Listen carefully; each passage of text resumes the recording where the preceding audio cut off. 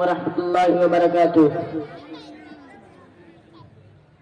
نحمده ونصلي على رسوله الكريم اما بعد فاعوذ باللہ من الشیطان الرجیم بسم اللہ الرحمن الرحیم اے یارو کیوں مرتے ہو صنم کے لیے دوپٹہ بھی نہ ہوگا کفن کے لیے مرنا ہے تو مرو وطن کے لیے کم سے کم ترنگا تو ہوگا کفن کے لیے میرے دوستو اور نوجوان اسلام بڑے زور و شور کے ساتھ پورے ملک میں یہ آواز گونج رہی ہے اور یہ صدا لگائی جا رہی ہے کہ آزادی ہند کی لڑائی صرف ہندوؤں نے لڑی ہے، لہذا ہندوستان وہ راشٹر ہے، اس لیے آج RSS بجرنگ دل جیسے شیر و سینہ تنظیم مسلمان کے خلاف زہر افسانی کرتی نظر آ رہی ہے اور اپنے بے لغام زبان سے مسلمانوں کو غیر ملکی ثابت کرنا چاہتی ہے۔ کبھی شاکر جی مہاراج کی گندی فہم دینی اداروں میں غلط ادا ثابت کرنا چاہتی ہے۔ میں پوچھنا چاہتا ہوں حکومت سے کہ بتاؤ، جب ہندوستان کی زمین پر انگریز کا تسلط تھا اور ہندوستان کا مان کا سندور کھرچا جا رہا تھا، خوبصورت عمارتوں کو مسمار کیا جا رہا تھا، عزت و آبرو کو پیروں تلے کچل ڈالا جا رہا تھا، اور تم ہم سے سند وفا مانگتے ہو اور سورج سے زیادہ روشن تحریک میں ہمارے کردار کو مشکوک نگاہوں سے دیکھتے ہو۔ سنو ہم ملک کے رکھوالو اور محافظ فراموش ہو تم کہ آزادی پر سکون فضائی ہم نے دی ہے۔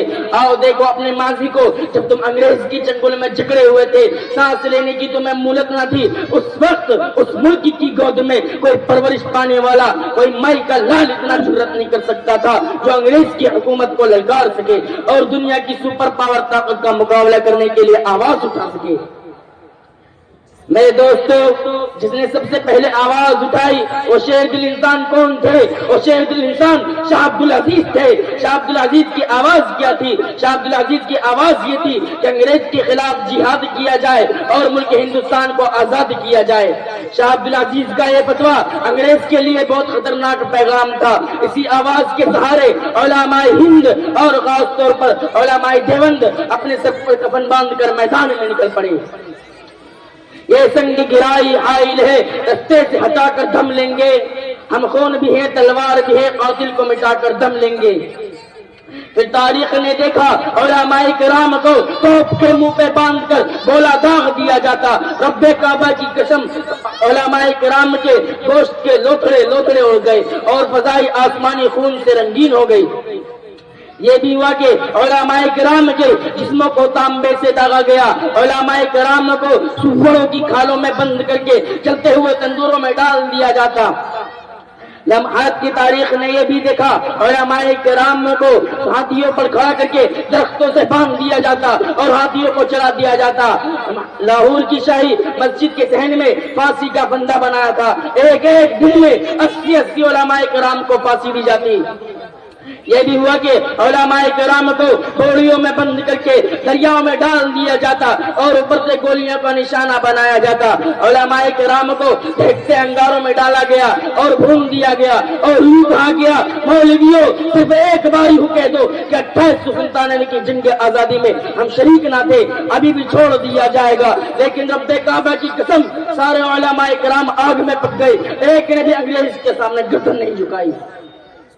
میرے دوستو، اتنی شدید قربانیوں کے بعد ہندوستان آزاد ہوا۔ اگر تم یوں کہو کہ علماء کرام کے خون سے سرزمین ہند کو دھویا گیا تو مبالغہ نہ ہوگا۔ کہیں شہید احمد بریلوی اپنے خون کا نذرانہ پیش کرتے دکھائی دیں گے، کہیں شہید اسماعیل اپنے خون سے بالا کوٹ کی پہاڑی کو رنگین کرتے دکھائی دیں گے، کہیں حاجی امداد اللہ مہاجر مکی دامن شہید شمشیر ہوتے دکھائی دیں گے، کہیں حضرت نانوتوی رحمۃ اللہ علیہ، کہیں حضرت گنگوئی رحمۃ اللہ علیہ، کہیں شیخ الہند، کہیں شیخ الاسلام شمسری برہنہ کی طرح نظر آئیں گے۔ الغرض مختصر یہ ہے کہ اگر آزادی میں علماء کرام حصہ نہ لیتے تو ہندوستان کبھی آزاد نہ ہوتا۔ میرے دوستو، بڑے ہی افسوس کے ساتھ کہنا پڑ رہا ہے، کل ہمارے اسلاف نے خون پسینہ بہا کر آزادی جیسی نعمت حاصل کی، مگر آج ہمارے ساتھ کیا ظلم و ستم کے پہاڑ توڑے جا رہے ہیں۔ میں پوچھنا چاہتا ہوں ان تعصب پرستوں سے، ان فرقہ پرستوں سے، ان آزادی کے نام لینے والوں سے، آزادی اسی کا نام ہے جب چاہے مدرسہ پر پابندیاں لگائے، جب چاہے مدرسہ قرآن میں تحریک کا مطالبہ کرے، جب چاہے ہم کو دہشت گردی کا اڈا قرار دیا جائے۔